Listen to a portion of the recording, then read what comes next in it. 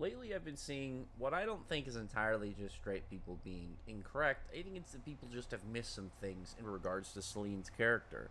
But it's all around the whole setup now that with Dogromag and Ignia having teamed up and having a plan together and injuring Selene in the process.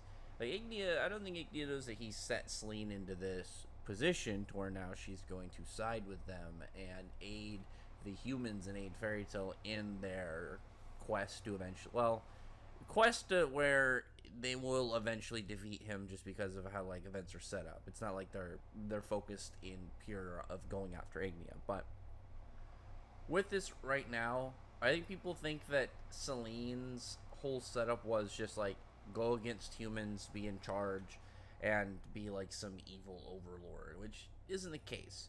We've had glimpses of Selene's character, we've had bits and pieces, but I think people are really focusing on the larger scale aspect, obviously, of her position as an antagonist. And I say antagonist because she's not really evil like a villain. She's not someone like Josei or Zero, or even really to a degree when you look at Ignia. Probably Alderaan, one of the best ones for the dragons, as he seemed to just be like, he just was a bad guy dragon for the most part. He was supposed to just be some big, powerful, anti-human dragon, and didn't need to be anything too complicated beyond that. Like there were some bits to him with some little bit of layers, but nothing kind of crazy. But you know what I mean? He was the one designed out of all the dragon gods to be that big. Just I'm a human hater of a force.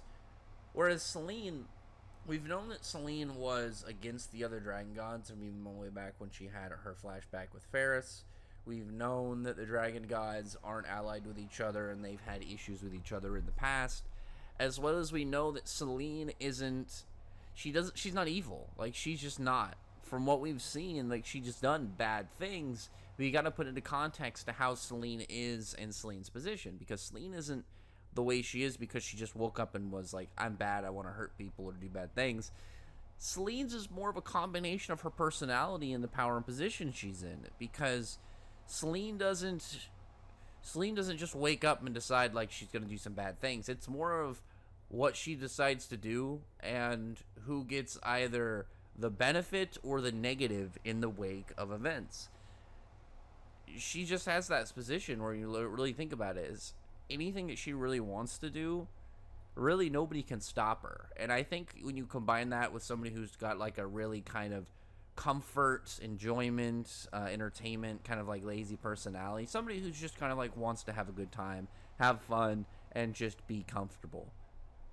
When you give them enough power to like where there's only a couple people on the planet that can stop you and they don't really mess with each other, that's obviously going to breed, and not even the planet, obviously dimensions and whatnot, but that's going to breed a level of, I don't know the correct wording for it, but just like that free level of expression to the point where it can be dangerous. Because as we saw with like Laxus and Gajo going into the Dogra Labyrinth arc, they didn't have any say about joining this arc. Selene just decided they were going to participate. They couldn't really resist her teleports or do anything really to stop her, so they were going to be involved in this. And that's why whenever I talk about how like Selene can just make characters decide to appear for this arc. She could, like, this next chapter say Jalal, Gildart, Sting, and Rogue all are now here. We don't need an explanation of, like, why they decided to show up or what part they decided to leave to show up over here. Selene just decided to teleport them over there for whatever reason. And that's fully within her capability and it's fully in the series. But that's what I mean when I say Selene's level of reach and the lack of barriers that will push back on her, pretty much the zero barriers that will push back on her when she wants to do something, has put her in a spot where it's like if she wants to just like, okay, she's going to enjoy herself, but some random world that she doesn't even have to live on or stay on, it's just something she's passing by, ends up getting ruined in the process. Especially for somebody as old as she is, I would imagine you just don't, like, it's one of those things that the grand scheme of everything, like all the different dimensions and all the different planets, it's like, what is one to you? And it's like, there's a level of cruelty to it, but when you look at it from like such a broad perspective, it's like, there's a degree of, yeah, I guess. But Selene now in a spot where she just wants to kind of get to her comfort goal, where she just wants to get rid of the dragon gods, be the only one, make a world just for humans, and sit comfortable with them. And I think there's a level of information that we don't know in Selene's past I still gotta do a video on that, kind of just what I think is basing her character and a little bit of her lore around with like the nine-tailed fox and whatnot. But for now, we have seen that Selene is not all bad. We've seen that she isn't just like some directly evil force. We've seen her like being pretty chummy with Happy, being pretty chummy with Kage. Like there are different times where we've seen her character and she just doesn't come off as a villain. She just, so far, when you look at really the nicer parts to her and then you compare it to the bad parts, it's more so that she's problematic more than anything else. She just is somebody that, like, if you saw that she was on her way, just like, oh shit. It kind of reminds me of Beerus from Dragon Ball. I think that's a really good kind of character comparison, just because it's another god character where it's like if you just give them what they want, you don't antagonize them, you just let them be happy, and then you let them just kind of go on their way, there's a good chance that you're going to be fine and make it out of there alive. They could just wreck things for no reason, for like very little provocation, but still, there's that chance that, okay, yeah, things might be okay as long as I just stay out of this person's way, let them do whatever they want to do, and then hopefully they get bored and leave. This is one of those things when you have, a character with that kind of personality, that powerful, and with little to zero opposition for whatever their activities are. So I think Selene, the second her wants and goals crossed paths with Fairy Tail, it made sense for her to want to side with them.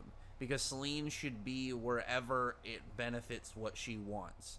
And as I mentioned, Selene doesn't have some grand mega goals. She's not trying to become Hokage.